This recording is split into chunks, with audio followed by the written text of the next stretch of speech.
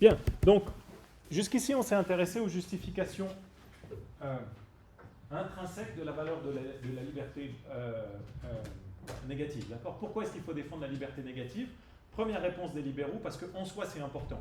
Soit parce qu'elle a une valeur positive en elle-même, soit parce qu'on a des droits naturels qui incluent le droit de propriété, mais les différents droits A, autrement dit pas les droits créances, et ces choses-là, il faut les défendre. D'où la déclaration des droits de l'homme, les déclarations des droits de l'homme, dans leur version en tout cas initiale, qui étaient défendues par les libéraux.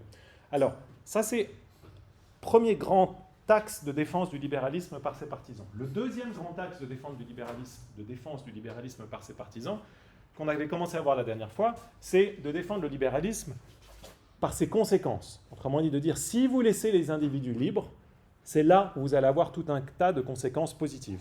Et ça encore, c'est l'axe central de John Stuart Mill, qui était un philosophe qui n'était pas un économiste, mais les économistes vont enfoncer le clou par la suite, de dire, si vous laissez...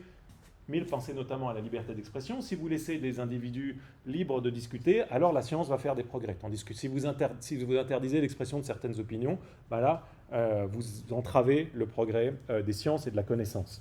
Donc ça, c'est une justification instrumentaliste de la liberté négative. Vous voyez, quand vous dites ça, vous ne dites pas que la liberté négative par elle-même, elle est bonne, peut-être qu'elle l'est, mais vous dites, si vous interdisez aux gens de s'entraver les uns les autres dans l'expression de leurs opinions, vous aidez la science à progresser. Et évidemment, donc c'est la deuxième puce que vous avez là, et évidemment, là où l'argument va avoir le plus de poids, depuis Adam Smith, c'est repris par Hayek, c'est repris par un grand nombre d'économistes, c'est de dire, ben en fait, la manière d'organiser la production et la distribution des richesses économiques, plus simplement de la connaissance, qui est la plus efficace, c'est le laisser faire, autrement dit, on laisse les individus produire et échanger librement. Voici ce que dit Hayek. The value of freedom consists mainly in the opportunity it provides for the growth of the undesigned and beneficial functioning of a free society rests largely on the existence of such freely grown institutions. Il faut que je reprenne cette citation, ça ne va pas. Mainly the opportunity provided for the growth of the undesigned and the beneficial. Pardon, j'ai dû effacer quelque chose sans faire exprès. Mais vous voyez l'idée en général, c'est que la valeur de la liberté, elle vient essentiellement de ses effets. Alors là, il y a une petite tension peut-être chez le libéralisme ici, indépendamment des objections qu'on verra plus tard. On peut dire au libéral, mais il faudrait choisir. Pourquoi est-ce que la liberté est bonne ? Est-ce qu'elle est bonne par elle-même ou est-ce qu'elle est bonne parce qu'elle a de bonnes conséquences ? Souvent, les libéraux disent les deux, mais en général, c'est bien. Par elle-même, c'est bon, et en plus, ça a de bonnes conséquences. Mais on peut considérer que c'est un petit miracle que ces deux valeurs se recoupent dans une seule thèse. Alors ça, je vous en ai parlé la dernière fois, je repasse vite, pardon. Donc, l'argument typique des libéraux contre la propriété des moyens collectifs des moyens de production, c'est les immenses progrès économiques depuis la révolution industrielle. Juste ça parce que, comme disait ma grand-mère, on ne réalise pas la chance qu'on a. Elle me saoulait quand elle me disait ça, elle m'énervait à chaque fois, et maintenant, en vieillissant, je trouve qu'elle avait raison. Voilà le seuil de pauvreté dans le monde en 1820. On avait 94% de la population mondiale qui vivait sous le seuil de pauvreté absolue, alors qu'ils gagnaient moins de $2 par jour. Aujourd'hui, on a 10% de la population mondiale seulement, même si c'est évidemment beaucoup trop, qui vivent sous ce seuil. Donc on a divisé par 9 la part de la population mondiale pauvre, alors même que, évidemment, la population sur Terre a explosé. L'espérance de vie en 1820, moyenne mondiale, 29 ans. Je ne sais pas quel est votre âge, mais vous vous approcheriez de la mort, là. Et moi, je ne serais déjà plus là. Aujourd'hui, on est à 71 ans, ça c'est l'espérance de vie mondiale, évidemment. En Suisse, elle est plus élevée.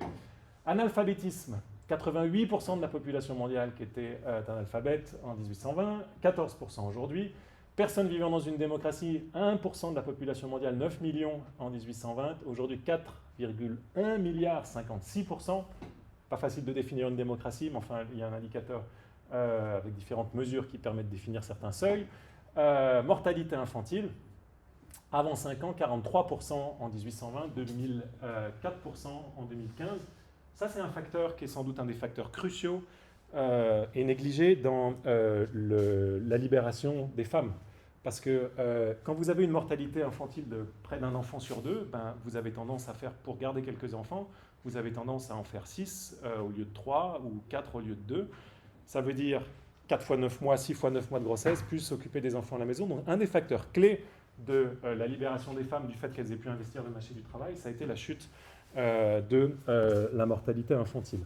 Donc vous voyez que l'explosion de la production de richesse, elle a eu des effets, je mentionne ça en disant, elle a eu des effets aussi sur les libertés individuelles, d'accord? Et pas simplement sur est-ce qu'on peut s'acheter une Tesla. Là, c'est aussi est-ce qu'on mange à sa faim, est-ce qu'on peut éduquer ses enfants, etc. Deux questions, oui. Il me semble qu'il y a un problème de base, c'est que il faudrait définir qu'est-ce que la pauvreté. Parce que quand on parle de revenus de dollars, je veux dire, on est pauvre seulement si les autres sont plus riches que nous. Alors ça, c'est la pauvreté. Non, dans une mesure de la pauvreté qu'on appelle la pauvreté relative, c'est ce qu'on dit. Mais les critiques de la pauvreté relative, et c'est précisément les libéraux en général qui font cette critique-là, disent en fait la pauvreté relative, c'est une mesure des inégalités. Un type de mesure des inégalités. Il y en a d'autres, mais c'est un type de mesure d'inégalité. Ce qui est important, c'est ce qu'on appelle la pauvreté absolue, c'est de savoir à quel point les individus peuvent avoir accès aux biens premiers. Okay. Le fait de savoir si vous avez accès à de la nourriture, à un logement chauffé, etc., ce n'est pas comparatif par rapport aux autres. Vous pourriez être seul sur Terre ou sur une île déserte, vous dire ah, je suis plus riche maintenant que je l'étais précédemment, parce que dorénavant, j'ai un abri ou j'ai de quoi me nourrir, etc. Donc là, on parle de pauvreté absolue et le seuil de $2 par jour est discuté, mais certains disent qu'il faut que le seuil soit plus bas, d'autres que le seuil soit plus haut. Ce qui est important, c'est que même si vous montez le seuil, les tendances restent les mêmes. D'accord ? Il y a une chute, alors évidemment, il y aura plus de proportions, il y aura plus de personnes pauvres si vous mettez le seuil à 3%, mais la tendance reste quand même à une diminution importante. Il faut monter très haut, je ne sais plus combien de dollars par jour, pour qu'il n'y ait pas encore cette tendance-là. Merci. Je pense que vous aurez assez répondu, mais justement, moi, j'étais aussi dans le but avec ces $2 par jour, si je prends en compte le pouvoir d'achat. Oui. Alors, vous avez dit la dernière fois, alors pardon, je vous balance tout ça sans vous expliquer les indicateurs, parce que je n'avais pas prévu de vous en parler à vrai dire, mais dans toutes ces mesures, qui sont des mesures compliquées, hein, c'est pas des choses qui... ça arrive à ces statistiques, ça ne se fait pas en 2 coups de cuillère à peau, mais c'est toujours mesuré en dollars constants. Hein. Évidemment que ce n'est pas le prix des dollars, c'est pas la valeur des dollars aujourd'hui, donc c'est corriger de l'inflation, autrement dit. Hein. Et puis il y a différentes techniques pour corriger de l'inflation. Tout ça est compliqué, il n'y a rien de gravé dans le marbre, et ces chiffres sont contestés à la marge. Il y a très peu, il y a pas de, je vous ai mis vraiment des chiffres qui sont suffisamment massifs pour qu'on puisse contester, savoir si c'est 90% ou 80%, mais dans tous les cas, les tendances massives font l'objet d'une très large unanimité ici. Alors, ça va mieux, c'est pas parfait, ça va mieux. Évidemment, les libéraux arrivent et disent haha, c'est grâce à nous. Puis, comme disait Arnaud la dernière fois, on peut dire oui, mais est-ce que c'est vraiment grâce au libéralisme? D'accord. Je vous montre ça parce que ça, c'est très beau. Pardon, je ne peux pas résister. Peut-être je vous l'ai déjà montré. Excusez-moi si je radote. Ce que vous avez en ordonnée, c'est l'espérance de vie, ici. Ce que vous avez en abscisse, c'est le revenu par tête, autrement dit le PIB par habitant. Et puis, chaque cercle, ça représente un pays, et la circonférence du cercle, pas la circonférence, l'aire du cercle représente la population. Donc ça, c'est la Chine, ça, c'est l'Inde. Je ne sais plus ce que c'est, si on clique dessus, on arrive à les avoir ensuite. Ça, c'est l'état du monde en 1800. Et maintenant, on va faire évoluer petit à petit. On va vers aujourd'hui, 1840. Tout le monde reste très faible espérance de vie, très peu de revenus par tête. On commence à avoir des pays qui montent. Je crois que la Suisse, on doit être là. Ça, c'était la Première Guerre mondiale que vous venez de voir, chute de l'espérance de vie. Vous venez de voir la Deuxième Guerre mondiale. Là, c'était la grande famine en Chine que vous venez de voir là, avec la chute de l'espérance de vie. Et je ne sais plus à quelle année ça s'arrête. 2018. Et vraisemblablement, ça continue. Donc, c'est quand même... C'est beau, si vous voulez. Enfin, c'est beau. Je ne sais pas si c'est esthétiquement beau, mais il faut pour reciter ma grand-mère, il faut réaliser la chance qu'on a. Enfin, c'est pas on peut ne pas être heureux de tout ce qui se passe. Mais si on vous dit maintenant, vous aimeriez... Vous ne savez pas où vous allez tomber. Vous préférez vivre en 2018 ou en 1800? Je vous parachute quelque part dans le temps. Il faudrait bien être fou pour dire 1800. D'accord? Et cette tendance-là, elle est extrêmement soudaine dans l'histoire de l'humanité. D'accord? Ça date de la Révolution industrielle. J'aurais pu vous montrer avant. Avant, c'est le encéphalogramme plat pendant des milliers d'années. D'accord? Donc en espace d'un temps très court, moins de 2 siècles, il y a eu une explosion du niveau de vie et de tout ce qui va avec ça. Alors les libéraux se frottent les mains. Est-ce qu'ils peuvent le faire? C'est pas si simple, mais il y a 3 considérations qui laissent penser que peut-être que le libéralisme, le libre-échange a joué un rôle important. Qu'est-ce qui a pu causer ça? Les luttes sociales, peut-être à la marge, mais d'une part, il n'y a pas de corrélation géographique ni temporelle entre les luttes sociales et ces augmentations-là.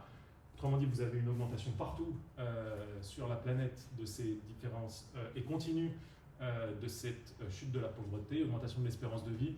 Il n'y a pas un impact qui est manifeste des luttes sociales, donc ça a pu jouer à la marge, mais ce n'est pas le facteur clé. Certains disent la charité, mais ça on a presque envie de... Pourquoi est-ce que soudain, enfin, si c'était le cas, il faudrait que soudain les hommes se soient mis à devenir plus généreux à un certain moment, à mieux partager les choses. On dit souvent l'inverse, c'est même une objection qui est faite aux libéralistes de dire vous avez tué la générosité en encourageant des valeurs égoïstes, je vais venir dans un instant. Et puis de toute façon, ces tendances sont si massives qu'un meilleur partage des richesses n'aurait jamais conduit à ça, il fallait qu'il y ait plus de richesses produites. Et c'est le même type d'objections qui sont liées à la redistribution. Donc, ce qu'on accepte souvent, c'est que le marché, le libre-échange, la propriété privée des moyens de production étaient au moins une condition nécessaire de ces progrès-là. Est-ce qu'elle était suffisante? Sans doute pas. Il y avait d'autres aspects qui étaient en cause. Certains ajoutent des facteurs culturels, des facteurs technologiques, mais que sans ça, vraisemblablement, on n'aurait pas eu une évolution d'une telle ampleur. Je vous épargne la suite, ça c'est le bonheur aussi. Ça. Tout va mieux, tout va mieux. Tout va pas bien, mais tout va mieux.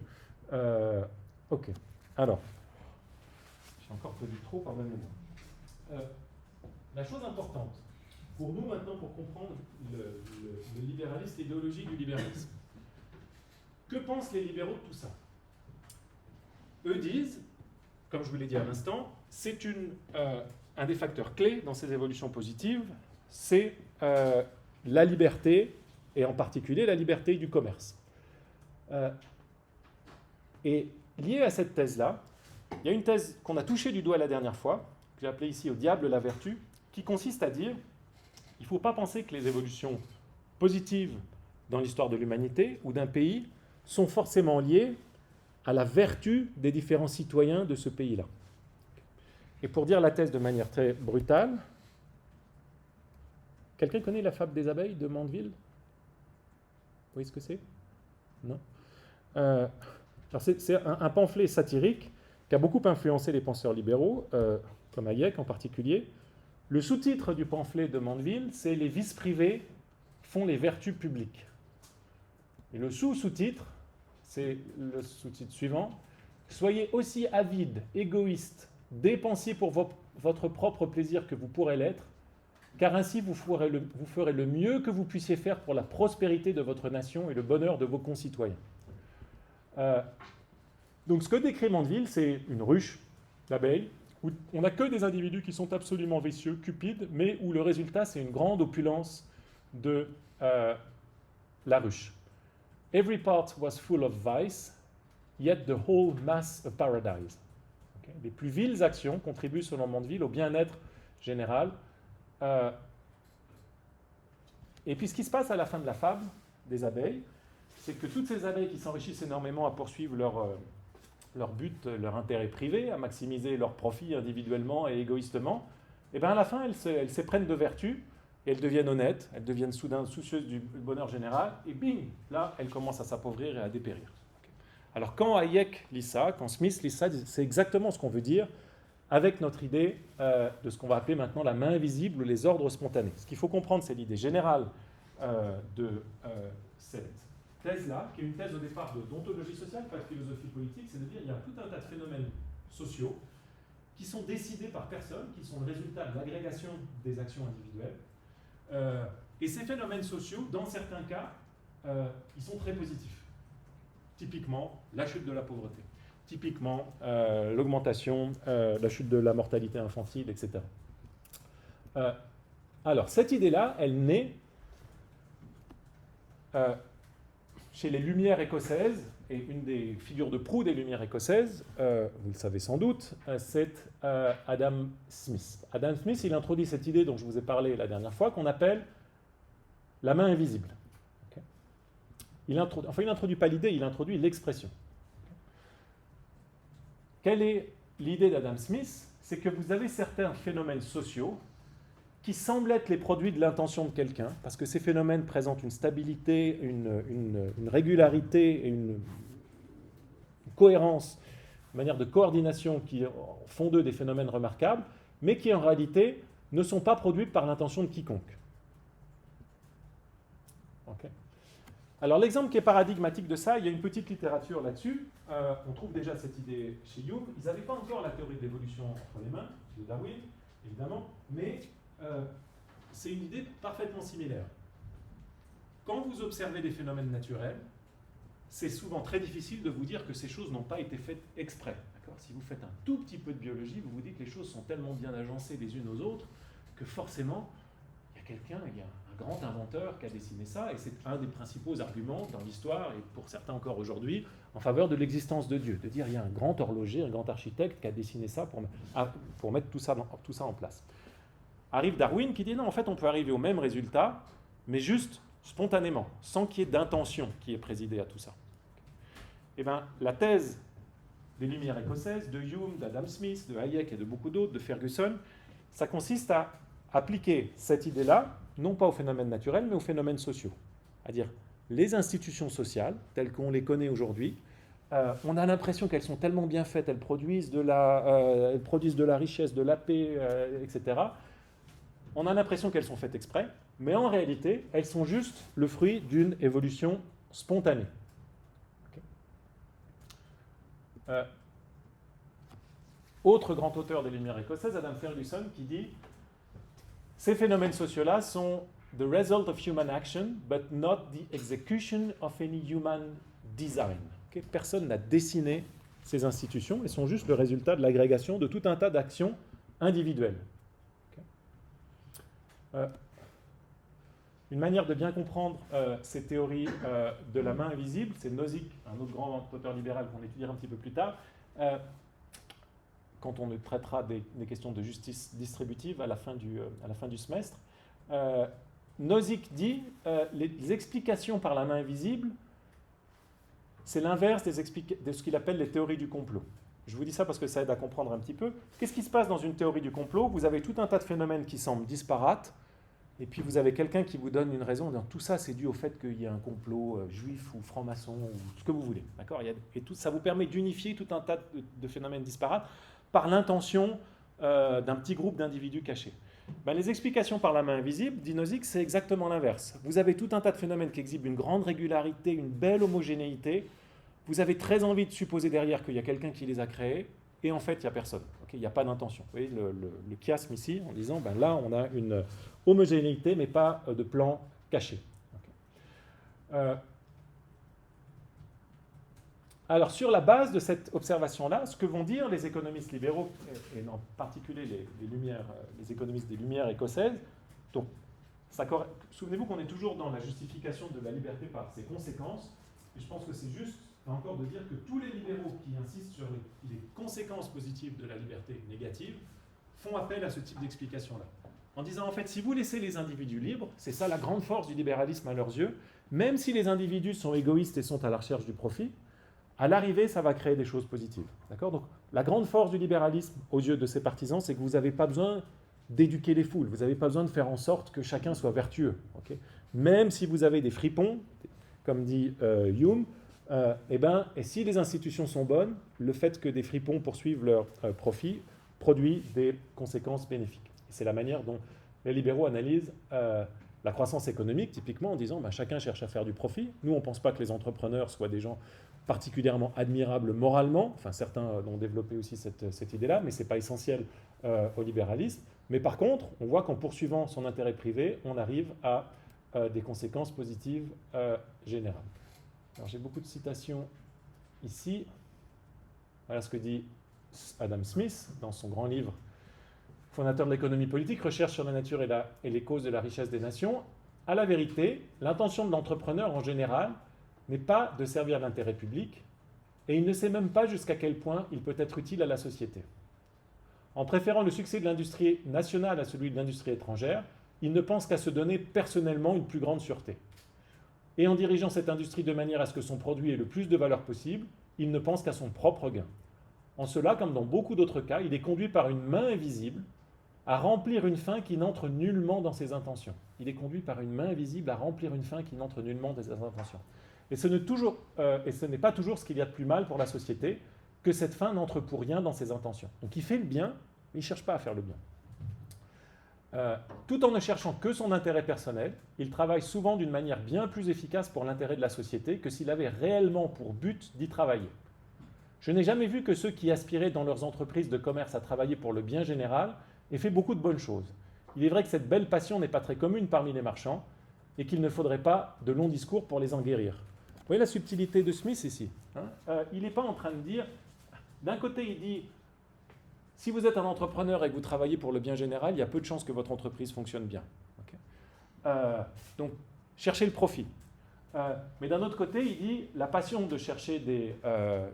il a aussi l'approche désabusée, qui est une caractéristique de l'anthropologie libérale, de dire, les êtres humains, en général, dans tous les cas, ils ne cherchent pas ça, et si jamais il y avait un marchand qui voulait faire le bien commun, vous discutez 3 secondes avec lui en lui disant, vous pouvez faire plus d'argent en vendant telle ou telle chose de telle ou telle manière, il sera directement guéri de ça. Donc, c'est pour ça que j'ai appelé ce passage au diable la vertu, c'est qu'une des idées centrales du libéralisme en ce qui concerne les conséquences de la liberté positive, c'est que la liberté négative, pardon, c'est que quand vous avez des institutions qui défendent la liberté négative, vous n'avez plus besoin de vertu des individus pour produire des conséquences positives. Je vous donne quelques explications par la main.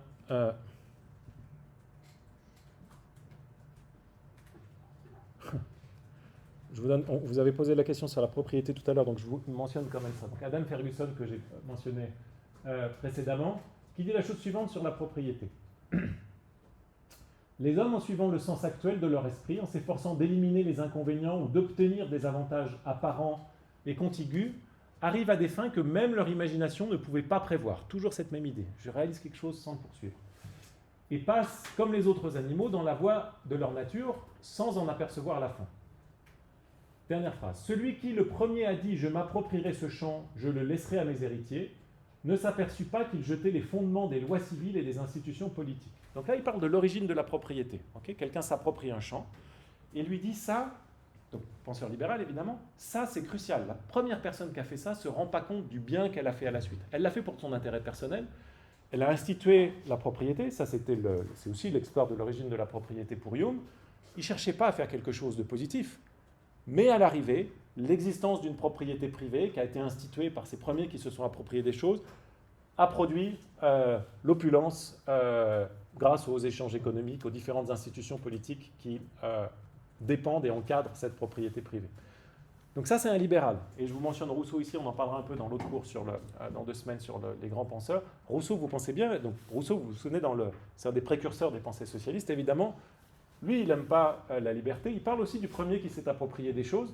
Donc le premier qui s'est approprié des choses pour Ferguson, c'est il faut lui rendre hommage. Il le faisait pour des raisons égoïstes, mais qu'est-ce qu'il a fait comme bien? Grâce à lui, on est tous riches. Voici ce que dit Rousseau. Le premier qui, ayant enclos un terrain, s'avisa de dire « ceci est à moi » et trouva des gens assez simples pour le croire, fut le vrai fondateur de la société civile. Oh, ça a l'air bien, mais attendez, c'est Rousseau. Que de crimes, de guerres, de meurtres, que de misère et d'horreur n'eût point épargné au genre humain celui qui, arrachant les pieux ou comblant le fossé, eût crié à ses semblables « Gardez-vous d'écouter cet imposteur, vous êtes perdus si vous oubliez que les fruits sont à tous et que la terre n'est à personne. » Okay, donc pour Rousseau, le premier qui s'approprie quelque chose, il fonde la société civile, mais la société civile, c'est pas bien, d'accord? C'est l'état de nature qui était bien. Un état de nature avec l'opulence, la société civile, c'est la pauvreté, etc. Tandis que pour Ferguson, il fonde la société civile, et ça, il le fait pour des raisons égoïstes, des motifs égoïstes, mais ça a énormément de conséquences positives. Donc, opposition totale entre penseurs fondateurs du libéralisme et penseurs fondateurs du socialisme. Alors, juste avant de passer aux objections, je vous donne un exemple qui est peut-être le plus choquant d'explication par la main invisible qui a été proposé au sujet de la fin de l'esclavage. C'est pas tant la vérité de l'explication qui compte, elle est peut-être marginalement vraie, mais pas seulement, que sa possibilité qu'il faut retenir ici. Donc comment est-ce que l'esclavage a pris fin? En général, on se dit il a fallu qu'il soit aboli par les États et par la conscience morale des individus qui réalisent que finalement c'est quelque chose qui est parfaitement indigne et qu'il ne faut pas autoriser l'esclavage. Mais vous avez une autre histoire encore une fois par un des premiers penseurs des Lumières écossaises, John Millard, qui explique la fin de l'esclavage pour des raisons complètement différentes. Ça vous aide à comprendre ce que c'est que ces explications par la main invisible. Ce que dit Millard, c'est de dire il y avait des esclaves, et puis petit à petit, les propriétés des propriétaires fonciers sont devenues de plus en plus importantes. Et les propriétaires qui réduisaient un certain nombre de personnes en esclavage se sont aperçus que le coût de l'esclavage était plus élevé que celui du salariat. Pourquoi? L'explication que donne Millard, c'est la suivante. Si vous avez des esclaves, il vous faut les loger, pour commencer. Enfin, il faut assurer en nature les conditions de leur survie. Et puis, il faut les surveiller. Et plus votre exploitation augmente en taille, plus il faut surveiller votre esclave. Donc si j'ai Gabriele qui est très loin, je lui dis tu ramasses les pommes au fond du champ là-bas, c'est très coûteux d'aller surveiller Gabriele là-bas. Parce qu'en plus, il y a Lucas qui ramasse du coton de l'autre côté, il faut que j'aille surveiller Lucas, tout ça c'est des allers-retours. Donc il y a un coût très élevé de surveiller les esclaves pour qu'ils fassent leur travail. Solution, dit Millard, à ces coûts-là, comment je peux les réduire? Je vais payer Gabriele maintenant. Je vais le payer pour le nombre de pommes qu'il ramasse, je vais payer Lucas pour le nombre de ballots de coton qu'il ramène. Et puis s'il me ramène, je n'ai pas besoin de les surveiller, du coup je vérifie juste ce qu'il me ramène, je les paye en échange, et ça m'évite la surveillance. Je n'ai pas besoin de les loger parce que je les paye, je peux leur dire maintenant vous vous logez vous-même. Et donc le salariat coûte moins cher.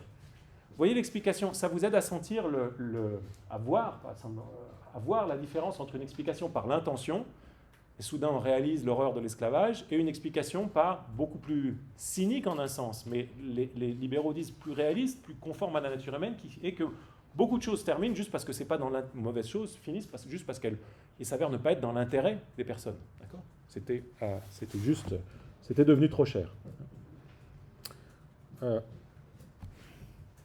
Bien, alors on va passer maintenant... je finis juste, ça c'est la dernière chose que je veux dire, sur la présentation du libéralisme, pour bien que vous compreniez cette relation entre cette idée de main invisible ou d'ordre spontané. Ah non, je vous en dis une dernière après. Je vous donne un exemple de Hayek et on passe aux critiques. Citation très célèbre d'Adam Smith, ce n'est pas de la bienveillance du boucher, du marchand de bière et du boulanger que nous attendons notre dîner, mais bien du soin qu'ils apportent à leur intérêt. D'accord ? Donc il faut qu'on trouve un système d'organisation politique dans lequel la poursuite des intérêts individuels de chacun permet de bénéficier à tous. Brentano soutient que l'État est aussi un ordre spontané, qui n'est pas quelque chose qui a été dessiné. Mais la dernière chose que je voulais vous dire là-dessus, pour ne pas faire trop long, c'est ce bel exemple de Hayek qui permet de comprendre l'importance des ordres spontanés. Je vous le dis juste parce que c'est transparent. C'est seulement dans les cas les plus simples qu'on peut montrer brièvement et sans aucun appareil technique comment des actions individuelles indépendantes produisent un ordre qui n'entre pas dans les intentions des individus. La façon selon laquelle les sentiers sont créés dans un paysage sauvage fournit un tel exemple. Au début, chacun cherche pour soi ce qui lui semble être le meilleur sentier. Mais le fait qu'un sentier ait déjà été suivi une fois le rend probablement plus aisé à suivre et il est donc probable qu'il sera de nouveau utilisé. Les mouvements humains dans la région arrivent à se conformer à un modèle défini qui, bien qu'il soit le résultat de décisions délibérées de beaucoup de gens, n'a pourtant été collectivement voulu par personne. Donc l'idée de Hayek, c'est de dire, vous avez tout un tas de sentiers qui ont été décidés par personne. Il n'y a pas eu un grand planificateur qui a dit, le sentier pour monter à Chaumont, il va passer là. Qu'est-ce qui s'est passé ? Il y a d'abord eu Jessica qui est montée, elle a un peu tassé la neige. En hiver, ça marche très bien. Si vous regardez comment vous montez une montagne... Jessica, elle a pris la première voie. Moi, je suis passé après, je n'allais pas m'embêter. La neige était tassée. Et puis, finalement, c'est devenu un sentier. D'accord ? Mais à aucun moment, personne, pas même Jessica, la première à avoir tassé un peu la neige, s'est dit « Ah, on va passer là, c'est ce qu'il y a de plus pratique. » D'accord ? C'était venu pour elle d'un ensemble de petites décisions individuelles. Elle s'est jamais dit « Je vais dessiner un sentier. » Il y a eu un sentier qui a été produit. Okay. Donc ça, c'est l'approche des ordres spontanés par les libéraux qui fondent leur grande confiance dans les effets politiques positifs de la liberté négative.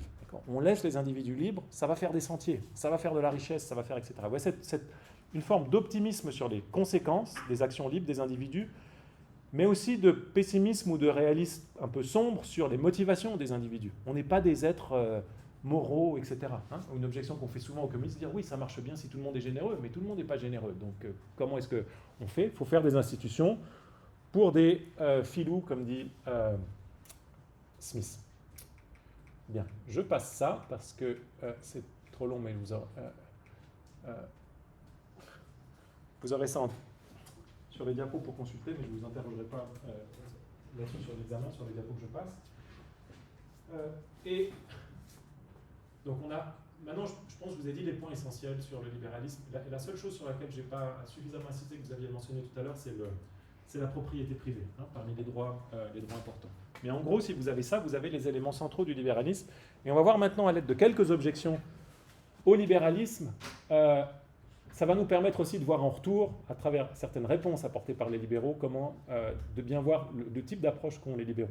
Et peut-être, je vais me taire 2 secondes. Si je dois vous poser la question maintenant, quelle est l'objection à vos yeux principale au libéralisme ? Je suis sûr que vous en avez plein. Alors allez-y.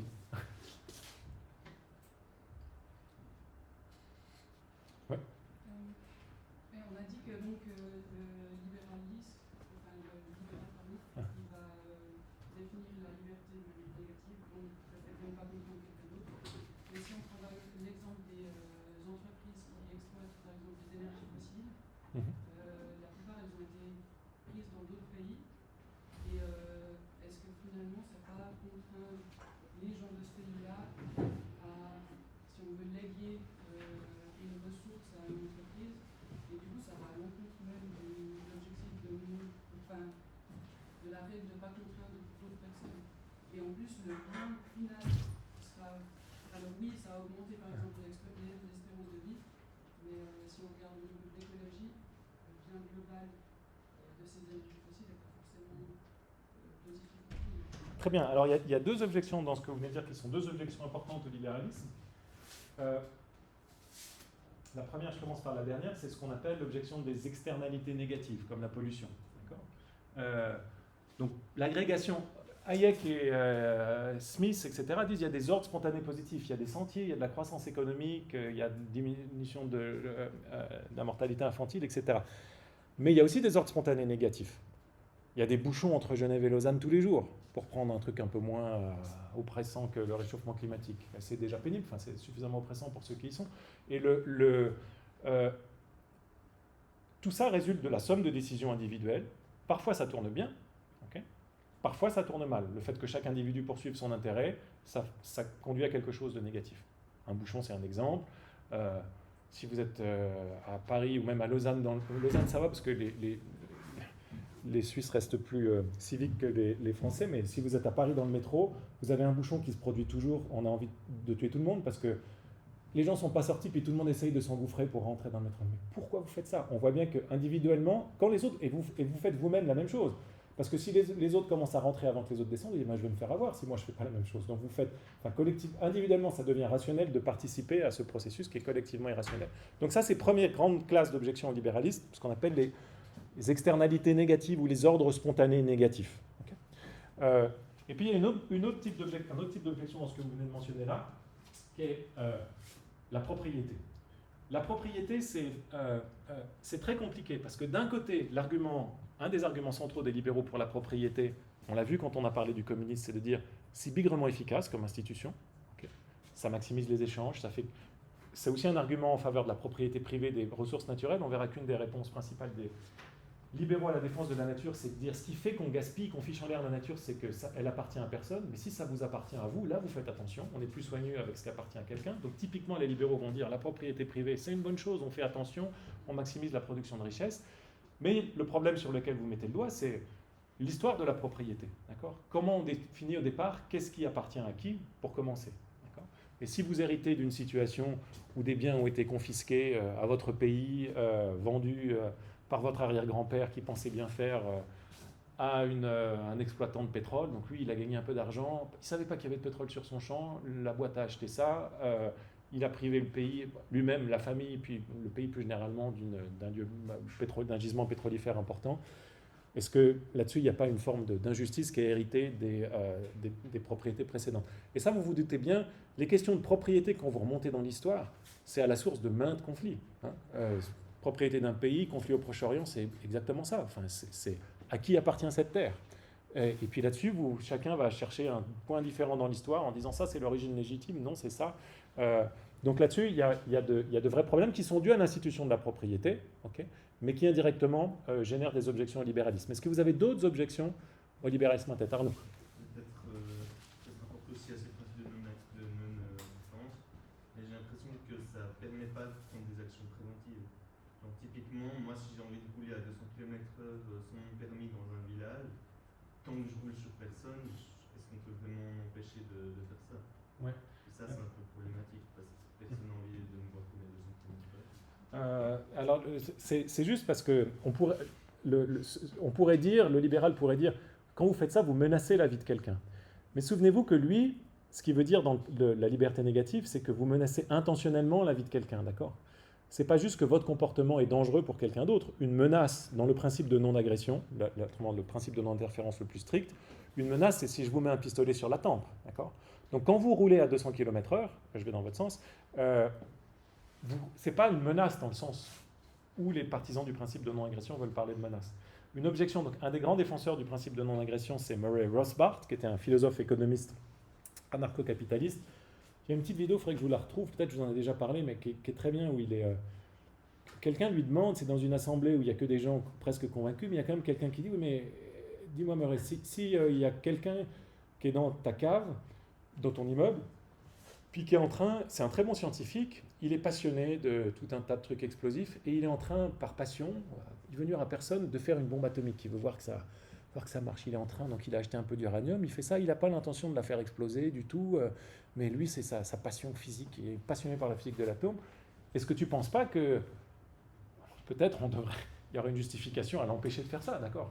Ça paraît être le bon sens même de dire on ne va pas laisser ça. Et là lui-même dit, moi, je pense que dans ce cas-là j'essaierai de l'empêcher. Donc ça, à mon avis, c'est un principe, c'est un problème. Ah pardon, je vous dis mon avis maintenant. Je pense qu'il y a un problème général avec les principes généraux en éthique, mais plus généralement, encore plus clairement en philosophie politique. Si vous avez un principe unique ou quelques principes et vous ne voulez pas d'exception à ça, vous êtes souvent acculé à des positions pour défendre votre principe où vous devez avaler des pilules très fortes. C'est ok de rouler à 200 km/h dans le village, c'est ok de construire une base atomique, une bombe atomique dans la cave, pas de problème, parce que moi, mon principe de non-agression, je ne veux pas y renoncer. D'accord ? Et souvent, les décisions individuelles, elles se font sur la base d'intuition. Dans ce cas-là, non, ça, c'est pas d'accord. Et je ne sais pas au nom de quel principe, mais clairement, il y a trop de danger ici. Il ne faut pas dériver les décisions individuelles des principes au lieu de dériver les principes des cas individuels. Okay. Donc ça, c'est un problème général sur les principes moraux, politiques, principes d'action. Mais qui est une objection, entre autres, au libéralisme, comme à toute théorie politique, qui a des principes généraux. Jacob. Je pense que le libéral, il ne va pas trop être intéressé par mon objection, mais je pensais avant, pour avoir la liberté d'écrire ce que je veux, je dois pouvoir écrire, je dois pouvoir avoir la volonté d'écrire. Donc il me semble, à la base, les libertés qui défendent le libéral sont assez élitistes. Et justement, il ne va pas trop être influencé par le fait qu'ils sont élitistes, il me semble. Alors, je ne sais pas s'il ne va pas être influencé. En tout cas, l'objection est très juste. C'est une des notre grande objection au libéralisme, c'est de dire, vous les libéraux, vous nous garantissez des libertés formelles, ce qu'on appelle des libertés formelles. Vous nous garantissez le droit de faire ce que je veux de ce qui est à moi. Mais vous ne me garantissez pas que je vais avoir quoi que ce soit. Vous me garantissez le droit de m'exprimer ou d'écrire des livres, mais si je n'ai pas de main ou si je n'ai pas d'éducation, je ne peux pas faire ça. Donc j'ai des droits qui sont vides, en quelque sorte. J'ai le droit de faire ça, mais ce qui compte, c'est vraiment le pouvoir de le faire. La capacité réelle de le faire, pas simplement la liberté formelle. Donc vous avez mis le doigt sur des objections centrales. Je mentionne la première rapidement parce qu'on l'a vu au premier semestre pour ceux qui étaient dans le cours sur les grandes questions philosophiques. Une objection récurrente au libéralisme, c'est de dire que vous tolérez beaucoup d'inégalités. Certains s'enrichissent énormément, alors que d'autres restent en bas de l'échelle. Donc les inégalités sont possibles dans votre théorie, et ça, c'est pas bon. Il y a deux réponses libérales à ça, je passe rapidement. D'une part, ça c'est une réponse purement empirique aujourd'hui, elle est contingente, donc je ne m'y attarde pas, c'est que ce n'est pas le cas que les inégalités augmentent aujourd'hui dans le monde, elles ont tendance à diminuer, les inégalités entre individus dans le monde, pour une raison simple, c'est le rattrapage de l'Inde, de la Chine, des pays très peuplés dans lesquels les revenus par tête augmentent énormément. Mais surtout, c'est ça sur quoi je vais insister, la réponse standard du libéral à cette question, c'est de dire, nous, ce n'est pas les inégalités qui nous intéressent, et ça revient à la question que vous mentionniez tout à l'heure sur la mesure de la pauvreté, relative ou absolue. Le libéral va dire, nous, historiquement, ce qui nous intéresse, c'est le fait que chacun est assez, de maximiser la richesse de chacun, indépendamment de sa comparaison aux autres. Une histoire que vous entendez très souvent chez les libéraux quand on parle d'inégalité, les libéraux disent, l'inégalité, ce n'est pas un problème, les gens ne l'aiment pas juste à cause d'une caractéristique de l'âme humaine qui est l'envie. On ne peut pas s'empêcher d'avoir envie du fait que autrui est plus que nous, mais il ne faut pas céder à cette impulsion-là. Donc ce qui compte fondamentalement, c'est qu'on augmente la richesse, mais les inégalités ne sont pas un problème. Ça, c'est en général la thèse des libéraux sur les inégalités. Je vous passe ça, la diminution des inégalités. Et j'en viens à la deuxième objection, après quoi on termine, qui est l'objection que vient de mentionner Giacomo, et puis on viendra la prochaine fois sur l'autre objection que vous avez mentionnée, les externalités négatives et la propriété. On terminera rapidement avec ces objections. Autre objection importante, je vais formuler ça comme ça. Donc, réponse libérale à l'objection précédente, ce qui compte pour nous, c'est que tout le monde est assez. Contre-attaque de la part des adversaires du libéralisme, mais tout le monde n'a pas assez. Nous n'avons que faire de la liberté d'aller et venir si nous n'avons pas les moyens de nous déplacer. Nous voulons des libertés réelles, pas seulement des libertés formelles, nous voulons la capacité réelle de pouvoir atteindre nos buts, pas juste le droit de le faire. Nous n'avons que faire d'avoir le droit d'acheter de la nourriture ou des pilules contraceptives s'il n'y a pas de nourriture ou de pilules dans les magasins, ou si nous n'avons pas de moyens de les y acheter. Ou encore, nous n'avons que faire d'avoir le droit de disposer de notre propriété si nous n'avons rien ou presque. Okay, donc vous appelez ça élitiste à l'instant, Giacomo. Je ne sais pas si c'est élitiste, mais c'est juste de dire d'avoir des droits, de faire des choses, si concrètement on n'a pas la capacité de le faire, ça ne nous apporte pas grand-chose. Alors vous disiez, Giacomo, que le libéral n'aurait que faire de ça. C'est pas vrai, en tout cas c'est pas vrai pour le libéral qui justifie la liberté négative de manière conséquentialiste. Pour ce libéral-là, rappelez-vous qu'un père fondateur du libéralisme, Adam Smith, c'est en quête sur la richesse des nations. L'obsession, c'est de sortir de la pauvreté. C'est pas des... Donc il y a beaucoup d'idées reçues sur le libéralisme auquel il faut tordre le cou, mais les penseurs libéraux, y compris les penseurs néoclassiques, Walras à Lausanne, qui est un des pères fondateurs de la théorie néoclassique, au départ, il était au Parti socialiste. Son obsession à lui, c'était de réduire la pauvreté. Donc, que répondent les libéraux à ça ? Laissons tomber la première réponse. Alors, réponse, vous vous en doutez maintenant, avec ce qu'on a vu, dit, ouais, on est bien d'accord avec vous que le but c'est d'avoir des libertés réelles, mais simplement, trouvez-nous une meilleure solution que le marché, la propriété privée des moyens de production, pour mettre assez de nourriture, de médicaments dans les rayons des magasins et les rendre accessibles au plus grand nombre.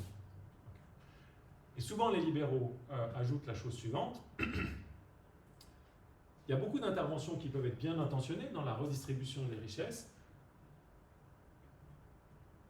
mais, disent-ils, ces interventions ont presque toujours des conséquences négatives auxquelles on ne s'attend pas. Donc, il y a une forme de suspicion systématique des libéraux sur les bonnes intentions en particulier en politique.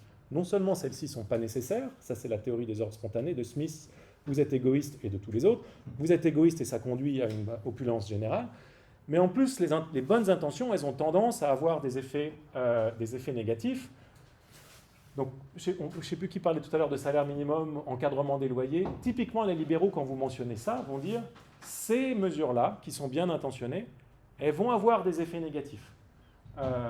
Qu'est-ce que c'est que l'effet négatif du salaire minimum? D'après la théorie économique standard, ça va être une augmentation du chômage, parce qu'il va y avoir tout un tas de contrats d'emploi qui ne vont pas avoir lieu, parce qu'ils n'auraient pu se produire qu'à un salaire inférieur. Qu'est-ce que c'est qu'un effet négatif de l'encadrement des loyers?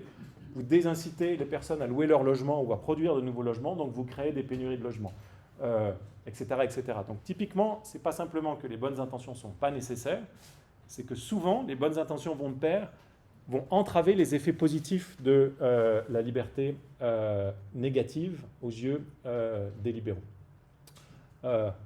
Bien, je n'ai pas fini mes objections au libéralisme, excusez-moi. On terminera rapidement en début de prochaine séance. Il me reste 5 objections à voir, mais on passera plus vite, c'est juste pour que vous les ayez en tête. On ne peut pas rentrer dans les détails, vous voyez bien qu'à chaque fois, là, c'est vraiment un survol. Et on passera enfin au problème de la légitimité de l'État. Je vous souhaite une excellente semaine.